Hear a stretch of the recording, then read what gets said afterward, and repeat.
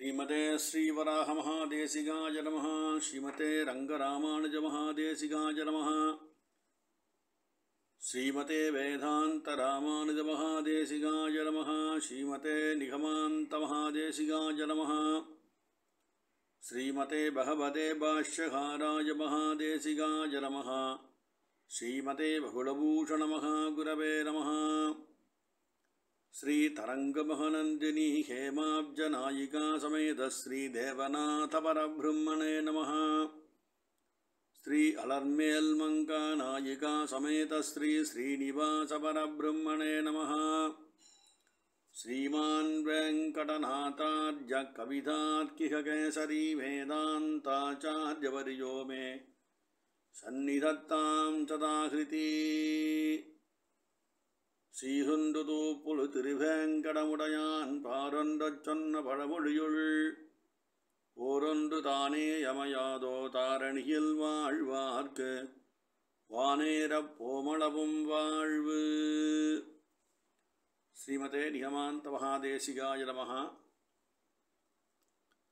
சுவாமி தேசிகனுடைய அந்த அற்புதமான தயாசதகம் ஆகிய கிரந்தத்தை நாம் அனுசந்தானம் பண்ணிட்டு இருக்கோம். அவனுடைய அருளாலே நமக்கு 97 ஸ்லோகங்கள் பிராப்தமாச்சு.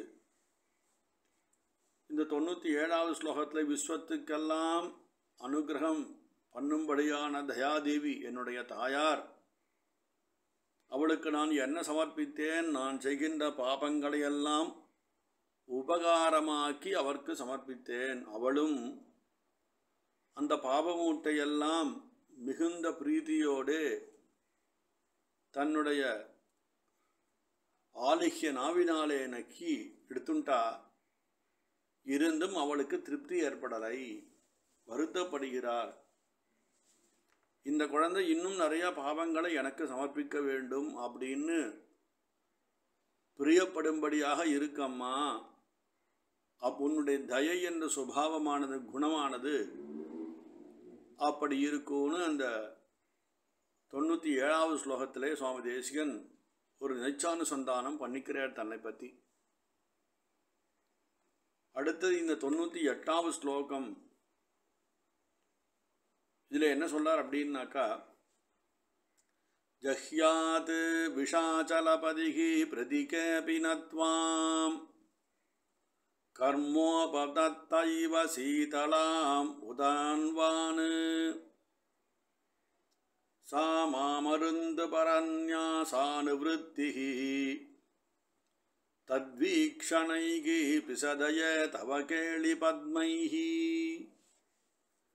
என்பது 98வது ஸ்லோகம். ஹே விஷாச்சலபதிஹி, இந்த திருவேங்கடத்துக்கு அரசனான எம்பெருமான் கர்மோபதப்தஹா, ரொம்ப கடும் வெயில், கோடை வெயில் இருக்கு, அது ரொம்ப தகிக்கிறது. உதன்வானு, இந்த சமுத்திரம் இருக்கே, சமுத்திர தீர்த்தம், ஆபகா சீதளாம், அதனுடைய அந்த சீதளமான குளிர்ச்சி தன்மையை, சுவாபாவிகமான குளிர்ச்சி தன்மையை விடாமல் இருக்கு. எப்படின்னு கேட்டாக்கா, நம்ம என்ன பண்ணுறோம், எம்பெருமானை கோபமூட்டும் செயல்களாக நாம் பண்ணிட்டு இருக்கோம். சூடான ஒரு கோபமூட்டத்தக்கதான செய்கைகளையும் காரியங்களையும் கைங்கரியங்களையும் நாம் விடாமல் பண்ணிருக்கோம். அதெல்லாம் எம்பெருமானுக்கு உஷ்ணமாக தெரியறது. அந்த உஷ்ணமெல்லாம் ஒரு சமுத்திர ஜலம் போலே ஒரு பெரிய தடாகம் அகண்டமாய் அலைந்து கொண்டிருக்கும். அந்த அப்பேற்பட்டதான உஷ்ணத்தை தணிப்பதானது இந்த தயா வெள்ளம். உன்னுடைய வெள்ளத்தால் அந்த குணமானது தணிந்து போகிறது, சூடான குணம் தணிந்து போகிறது அப்படின்றார். அதாவது சமுத்திரத்தினுடைய இயற்கையான குணம் குளிர்ச்சித்தன்மை. எவ்வளோ தீர்த்தமாக இருந்தாலும் குளுமையாக இருக்கும், எவ்வளோ கோடை சமயத்திலையும் இது குளுமையாக தான் இருக்கும். அதில் சுவாபாவிகமான குணம். இங்கே இங்கு எம்பெருமான் தயை என்ற சமுத்திரத்தாலே சூழப்பட்டிருக்கார். தயை எப்பவுமே இயற்கையாக குளிர்ந்தே இருக்கும். ஒரு பெருங்கடலான தயா பெருங்கடல் எம்பெருமான சூழ்ந்துண்டு தயா சாகரத்திலே எம்பெருமான் சஞ்சரிச்சுருக்கார். எப்படி ஒரு சமுத்திரத்தின் மேலே இந்த கோட்டையிலே எவ்வளோ வெயில் அடித்தாலும் அதனுடைய தீர்த்தமானது தன்னுடைய குணமான குளிர்ச்சியை என்னைக்கும் விட்டு கொடுப்பதில்லை. அதனால எம்பெருமானுங்க சமுத்திரம் போன்றதான அந்த தயா ஜலத்தோடு சந்நிகிதராய் கூடியவராய் இருக்கான் இந்த ஸ்ரீனிவாசன். இந்த சமுத்திரம் போல் இருக்கக்கூடியதான இந்த ஜலம் இருக்கே, உஷ்ணம் பட்டும் அதன் உள்ளே இந்த உஷ்ணத்தன்மை வராமல் தடுத்து குளிர்ச்சியான தாஸ்ய ஸ்வபாவத்தையே வெளிக்காட்டி உஷ்ணத்தை வெளிக்காட்டாமல் இருக்கு. இப்படிப்பட்டதான ஒரு ஸ்திதி அந்த இடத்துல இருக்கு. ஆனால் தயாதேவிகிட்ட சுவாமி தேசிகன் ஒரு பிரார்த்தனை பண்ணுறார். ஒரு தரம் உன்னை சரணடைந்தாலே போருமம்மா, இரண்டாம் தரம் உன் குழந்தையாகிய நாங்கள் புனகா ரக்ஷண பாரத்தை உன்னிடத்திலே நாம் ஒப்படைக்க வேண்டுமா? நாங்கள் புனகா எங்களை ரக்ஷின்னு பிரார்த்தனை பண்ணுறோம். அப்படி நாங்கள் இரண்டாம் தரமாக பிரார்த்திப்பது உனக்கு ஒரு அசக்கியமாக இருக்கும். அது என்னன்னா, தயாதேவனு யோகிதைக்கு அது அனுகுணம் கிடையாது. ஏன்னா எம்பெருமான் ஒரு காலே சரணாக அடைகின்றார்க்கும் உனக்கெடுமை ஆகின்றேன் என்கின்றார்க்கும் அறுக்காதே அனைவர்க்கும் அனைவராலும் அஞ்சேல் என்று அருள் கொடுப்பான் அது தானோதும் அப்படின்னு சக்கியம் பண்ணியிருக்கார் பெருமாள். ஏன்னா ஒரு சொல் ஒரு வில்லாளன் ஒன்றே உரைப்பான் ஒரு சொல்லே சொல்லுவான் துண்டு முடியான் துரியோதனன் பக்கல் செண்டங்கு பாரதம் கையறிந்தானுக்கு கண்டுகள் மேய்ப்பதோர் கோல் கொண்டு வா அப்படின்னு ஆழ்வாராதிகள் பெருமாளுடைய அந்த ஒரு சொல் குணத்தை பாடுறான் நமக்குலாம்.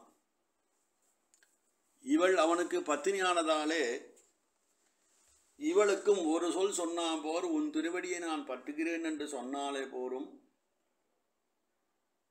இவள் பெரிய திருவுள்ளத்தோடு நம்ம ரட்சிப்பா. இரண்டாவது தரம் இந்த தயாபிராட்டுக்கிட்டே நாம் பிரார்த்திப்பதில்லை, பிரார்த்திப்பது அவளுக்கு ஒரு இழுக்காயிடும்னு சுவாமி தேசிகன் திருவுள்ள பத்தருங்க. திரௌபதி அந்த மகாராஜசபையிலே தான் அவமானப்படும் போது ஹிருதய கமலவாசா ஹே கோவிந்தா என்னை ரக்ஷின்னு பிரார்த்தனை பண்ணான் கையை கூப்பிண்டு. அந்த பெரிய இறைச்சலானது அலறலானது அந்த ஆர்த்த துனியானது கண்ணனிடத்திலே போய் சேர்ந்து அவனும் வஸ்திரத்தை சுரந்து கொடுத்தார். இருந்தும் அவதார சமாப்தியின் போது கிருஷ்ணாவதாரம் முடிஞ்சு எம்பெருமான் தன்னிடச்சோதிக்கு எழும்போது அந்த ராஜசபையிலே பெருங்குரலெடுத்து கத்தினாலேடா அந்த திரௌபதி, அவளுக்கு நான் ஒரு உபகாரமும் பண்ணலையே அப்படின்னு திருவுள்ள கலக்கத்தோடு சண்டதாக பெரியவா சில இடங்களில் சில சோகங்கள் எடுத்து காட்டி நமக்கு உபன்யாசம் பண்ணுறா. ஒரு தரம் கூப்பிட்ட குரலை எம்பெருமானை பெருங்கடனாளியாக்கியது அந்த அவதாரத்திலே. அதனாலே நாம் ஒரு தரம் பிரார்த்தித்ததே நெஞ்சிலே பெரும் சுமையாகவும் தயாதேவின் திருவுள்ளம் கனத்திருக்கும் போது புனகா இரண்டாவது தரம் அதே பிரார்த்தனையை தாயாரோட திருவடியிலே நாம் வைக்கும்போது அது எப்படி இருக்க ஒரு உபமானத்தால் சுவாமி தேசிகன் நீங்கள் காட்டுறார். வெந்த புண்ணிலே வேல் பாய்ச்சுவது போல ஏற்கனவே நமக்கு சரீரத்தில் உபாதை இருக்குது.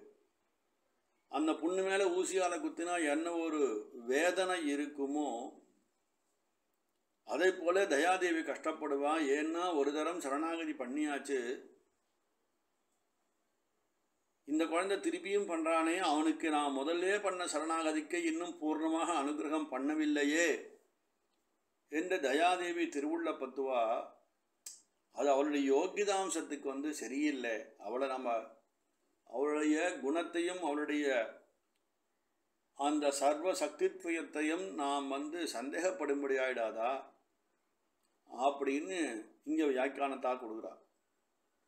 அதனால தேசிகன் பிரார்த்திப்பது என்ன அப்படின்னு கேட்டாக்கா, நாம் ரெண்டாவது தரம் பிரார்த்திக்கும்படியாக ஒரு ஸ்திதியை நீ உண்டு பண்ணாத. உனக்கு நாங்கள் ரெண்டாவது தரம் பிரார்த்திச்சு நீ அதுக்கு அனுகிரகம் பண்ண வேண்டும் என்ற சிரமத்தை உன் திருவடியில் நாங்கள் வைத்து விளையாட மாட்டோம். அதனால் நீ என்ன பண்ணணும் அம்மான்னு கேட்டாக்கா, நீ விளையாடும் ஒரு வஸ்து இருக்குது. அது என்ன வஸ்து அப்படின்னு கேட்டாக்கா, நீ விளையாடுவது தாமரை புஷ்பத்தை விளையாட போகிறோமா, அந்த தாமரை புஷ்பமானது எங்கே இருக்குதுன்னு கேட்டாக்கா, அது சாட்சாத்தான திருமாலுடைய அந்த அளந்த திரு தாமரை கண்கள் தான் நீ விளையாடும் புஷ்பம். கடைக்கண்ணாலிட்டு வாதியேல்னு சாய்ச்சார் ஆழ்வாதிகள். கண்ணுற்று அவளை நீ கண்ணாலிற்று கைவிடுக்கின்றதும் கண்டே நின்றேன், எண்ணுக்கு அவளை விட்டிங்கு வந்தாய் இன்னமங்கே நடனம்பி நீன்னு குலசேக பெருமான் கிருஷ்ணாவதாரத்தை சாய்ச்சார். நீ விளையாடும் இடமானது அவளுடைய திருக்கண்கள், கண்களாலே 2 பேரும் பரிமாற போறீங்கோ.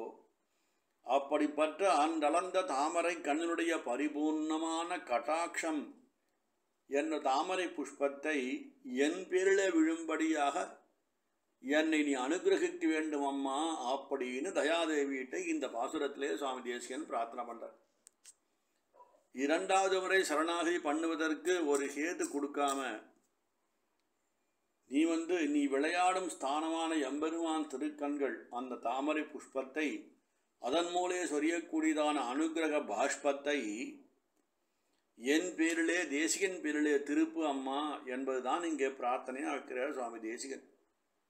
அப்போ இந்த பாசுரத்தை நமக்கெல்லாம் திரண்ட கருத்து என்னன்னு பார்த்தாக்கா, ஒரு தடவை ஒரு காலே சரணாக அடைகின்றார்க்கும் என்ற பாசுர ரீதியிலே ஒரு தடவை தயாதேவிட்ட பண்ண பிரார்த்தனைக்கு பரிபூர்ணமான பலன். 2வது தரமும் புனகா நாம் வந்து சரணாகதி பண்ணாக்கா அவளுக்கு தர்ம சங்கடம் ஆயிடும். முதலே பண்ண சரணாகதிக்கே பூர்ணமான அனுகிரகம் நான் இன்னும் பண்ணலை, இவன் 2வது தடவை பண்ணிட்டாக்கா எனக்கு தர்ம சங்கடம் ஆயிடுமே.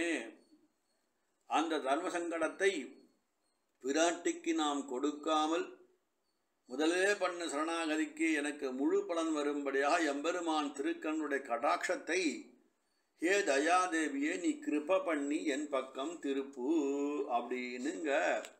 தத்வீக்ஷணைகி ஸ்புஷத தய தவ கேளி பத்மைகி அப்படின்னு 98வது ஸ்லோகத்திலே சாய்த்து சுவாமி தேசிகன் விடைபெறுகிறார். கவிதார்க்கிக சிம்மாய கல்யாண குணசாலினே ஸ்ரீமதே வெங்கடேசாய வேதாந்த குரவே நமஹ.